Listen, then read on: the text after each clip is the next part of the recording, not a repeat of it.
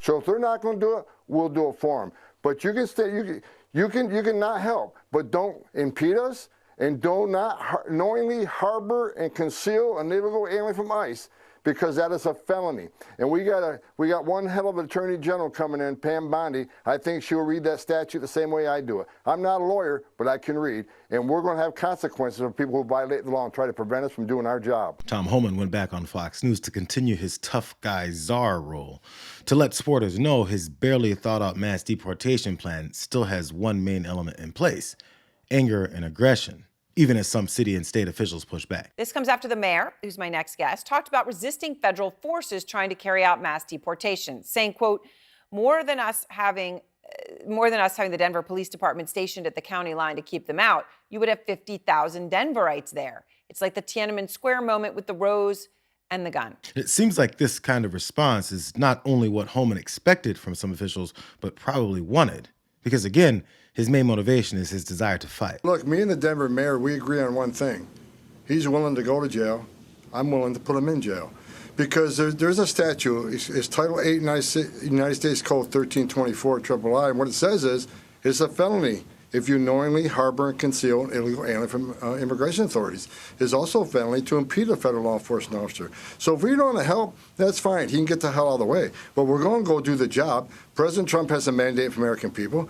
We got to secure this country. We got to save American lives. And I find it shocking that any mayor of a city would say, President Trump's been clear, we want to concentrate on public safety threats and national security threats. I find it hard to believe that any mayor or governor would say they don't want public safety threats removed from their neighborhoods. I mean, I don't know what the hell is going on in Denver, but we're going to go and we're going to fix it. If he don't want to fix it, if he don't want to protect his communities, President Trump and ICE will. Without a speck of nuance and understanding of our complicated nature of our immigration issues, Homan's solution to everything is attack, arrest, and punish. So I'm not sure why he's acting shocked over political opposition to his daily barking sessions. So Mayor Johnston, you heard what he said. You got something in common. You're willing to go to jail. He's willing to put you there. He says he's going to enforce the law. Are you willing to go to jail over this? You know, I think there are thoughtful ways to solve this problem. If they want to focus on violent criminals, we would be happy to help support pursuing, arresting, and deporting them. We've helped past administrations. We'd do that again. If they want to focus on adding more judicial capacity so folks with asylum claims can have those cases heard more quickly, we would support that. What we're not going to do is support deploying the 101st Airborne into American cities to pull 10-year-old kids out of their classrooms in handcuffs. I think that is immoral, that's unconstitutional, and that's un-American. And so I think if that's what they're proposing, they will find us resisting. If they want to partner on common sense solutions, we'll always be happy to partner. So Homan's barking seems to have worked in this case, where Mayor Mike Johnston decided to start at working together on finding criminals to deport.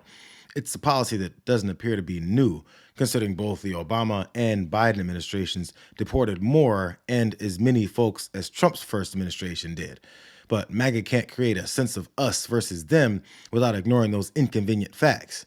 The hope for conflict is the point that they keep going back to. So you will be going into Colorado, Illinois, New York, California, and you are going to uphold the law of the land. That's your commitment. It doesn't matter what these elected politicians threaten or say that they're going to do. We're going to enforce the law, period. And they're not going to stop us. There is a very meaningful role for the military in this situation. And it's something that we are expecting and hoping that President Trump will use, because here's the deal. In my opinion, we don't have enough ICE agents. We don't have enough Border Patrol agents.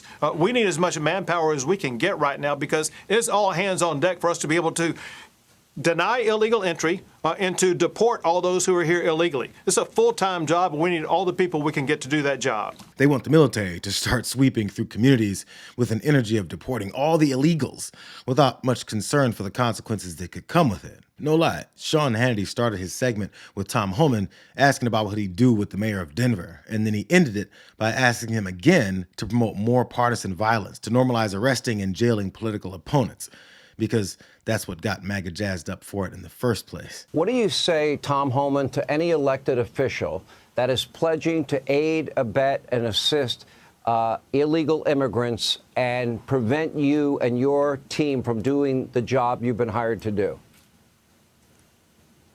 Again, I think the message is, you cannot help. That's your choice. I can't believe you don't want to help remove public safety threats and national security threats from your communities. I think that's your number one responsibility. But they obviously hate President Trump more than they love their communities. So look, I'll say it again: don't cross the line. Do not impede us. Do not knowingly harbor and concealing an alien, or there's going to be consequences. Now, I know I've been on repeat in saying that the only thing left to do is wait and be prepared to stand up for the principles of human rights that this incoming administration is excited about violating with the use of the military. You know, it can start with migrant communities and then spread to general political opposition or protests that Trump is offended by. They're starting with groups of people that they don't think enough Americans are willing to protect. So let's see if the threats turn into the attacks that Donald Trump was stopped from carrying out in his first term against the American people. Well, of course, Lindsay, there's nothing concrete that we can point to, but we're basically going off what they have said in various interviews. And something that Homan said today is that day one, he wants things working to where the deportation plans start. He told the group here, which was DPS troopers and also state National Guards, that game on, and that day one there will be a mass deportation. Now, the details of that, that's where we're waiting to see how it's going to be carried out.